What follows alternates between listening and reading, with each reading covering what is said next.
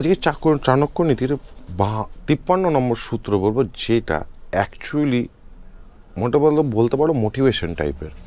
কেন মোটিভেশন টাইপের? কেন কি এইটা যে শ্লোকটা আমি বলবো, সেই শ্লোকটা তুমি যদি অ্যাকচুয়ালি বুঝতে পারো বা আমার বলাতে যদি কোনো খামতি না থাকে, তাহলে এর মানে মানব জীবনের মধ্যে সব থেকে ইজিলি তুমি বুঝতে পারবে, আর সেটা চলার পথে তুমি ব্যবহারও করতে পারবে। তোমাকে পড়ে শোনাচ্ছি। নাস্তি মেঘাসম তয়াং, নাস্তি চান্ত্ন সম বলম, নাস্তি চক্ষুষম তেজো, নাস্তি চান্নসম পিয়ম। এইটা সংস্কৃত লেখা।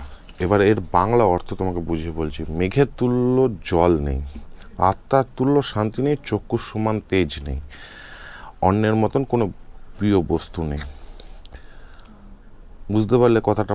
মানে যদি প্রকৃত মেঘে জল না, মেঘের তুল্য জল নেই, কেন কি অ্যাকচুয়ালি মেঘের থেকেই জল আসে, সেই জলটাই নদীতে পড়ে, সেই জল থেকে ফিল্টার করে আমরা জল পাই। তাহলে মেঘের তুল্য জল নেই, আত্মার তুল্য শান্তি নেই। যদি তুমি মনের সুখ পেয়ে থাকো, আত্মার সুখ না পেয়ে থাকো, তাহলে সেই সুখ দাম নেই। মানে ভিতর থেকে তোমাকে আনন্দ উপভোগ করতে হবে, সেটাকে বলে আত্মার সুখ, শান্তি।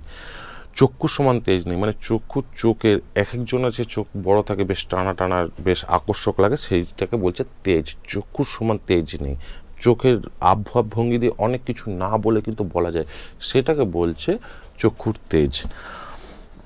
আর অন্যের মতন প্রিয় বস্তু নেই। তুমি একবার নিজে চিন্তা করে দেখো, যে খাবারটা খাচ্ছ, ভাত চাল ডাল, তুমি যেটা দুপুরবেলা মিল বা রাত্রিবেলা মেন মিলটা তুমি নিচ্ছ, সেটার থেকে কোনো জিনিস দামি আছে?